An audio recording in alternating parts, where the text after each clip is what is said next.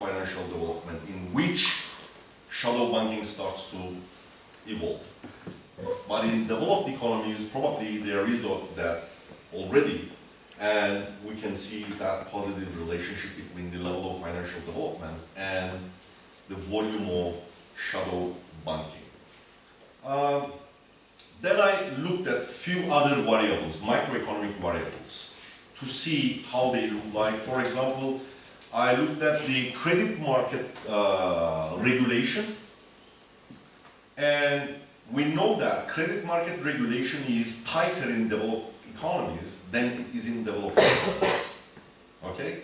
And simply because it is tighter, we can still see some observations in favor of the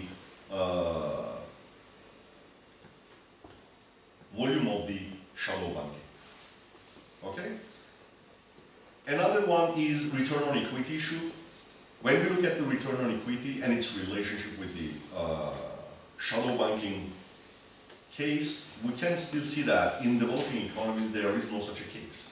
They are all stuck at almost at the zero, where in developed economies, return on equities, that is to say profitability has a link with that. And, no, sorry, okay, this was the regulation. What was the first one? No, this is regulation, okay. I think I have repeated here. Yeah, this is the interest margin, which I was talking about, interest rates. When you look at developing economy, we still see that they are all stuck around zero.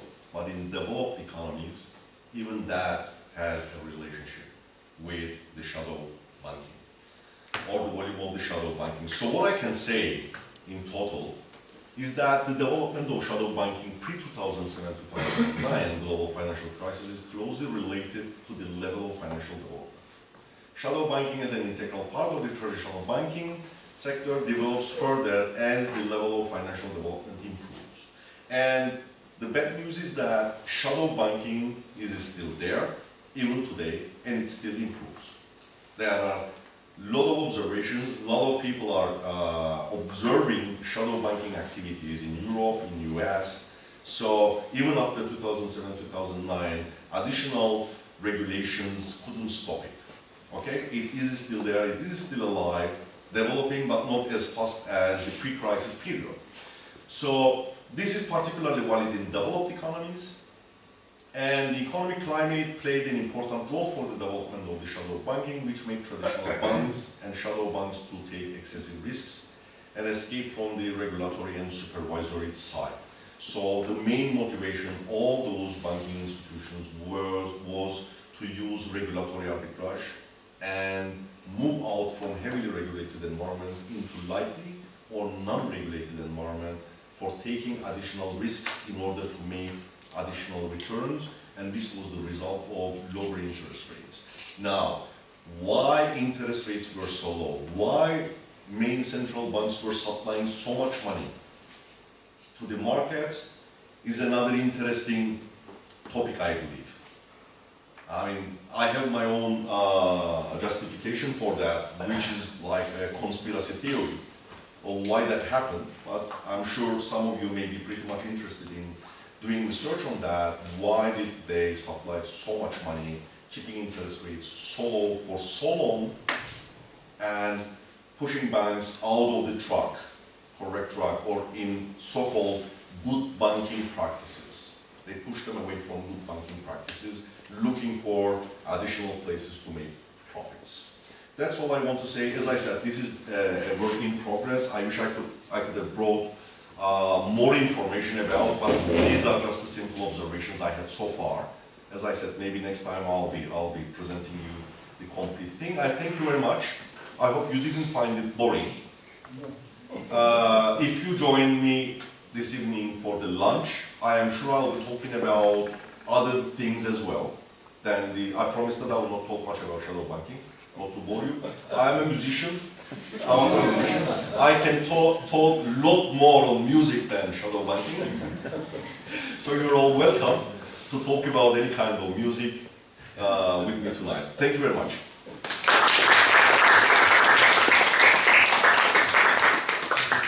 very much, Dr. for this really interesting seminar and presentation. This subject matter, shadow banking, has been a hot subject of debate for especially the last 2 or 3 decades or so.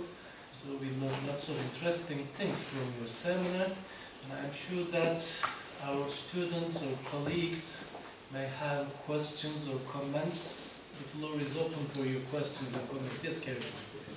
Can you go back to actually one of the graphs, the previous graph? Well, one interesting thing on this graph was actually for me, well, you thought that financial development level, which might also be translated into the overall development level maybe, is a kind of indicator of whether the countries will have shadow banking or not. But this graph also tells to some extent a different story. At the scala where you have low development level, almost no one has other financial institutions.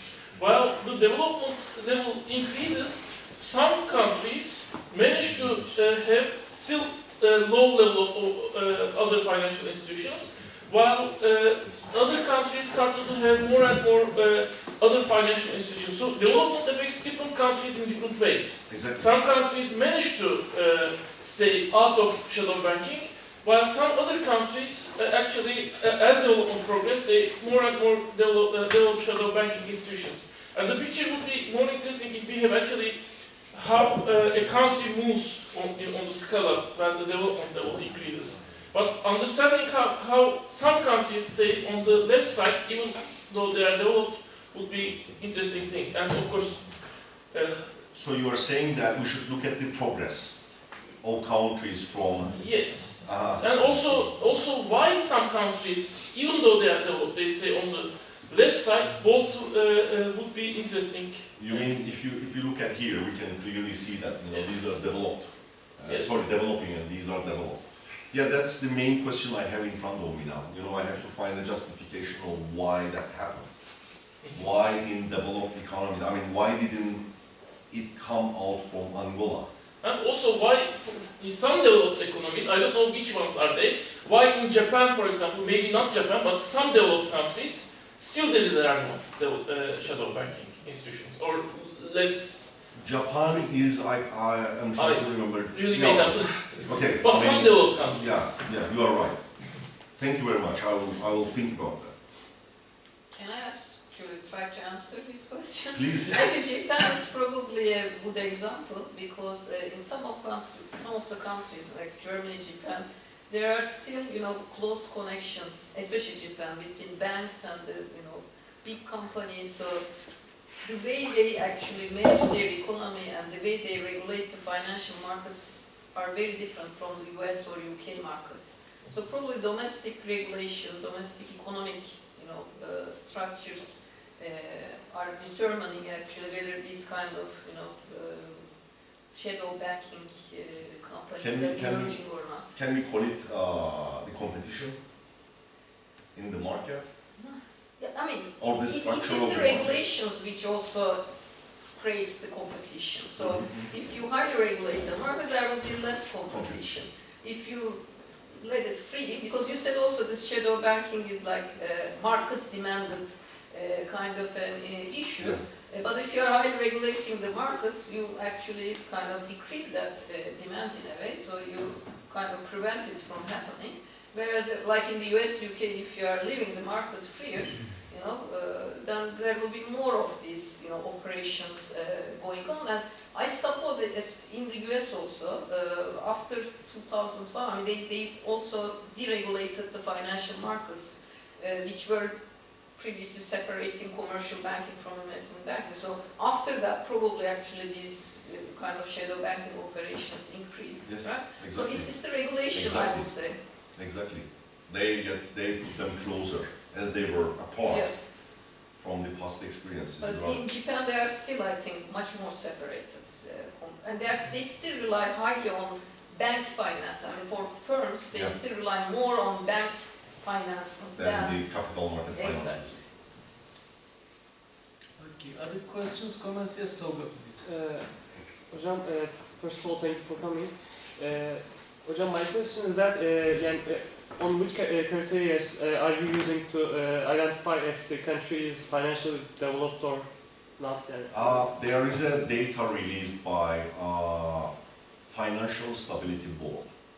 Okay, so we took data from there, and then we separate the countries. But data is there as developed and developing economies. So we took those groups from Financial Stability Board. And you said 13 developed and 13 In developing. Turkey is in developing group. Yeah. I know, I remember that. And maybe there are some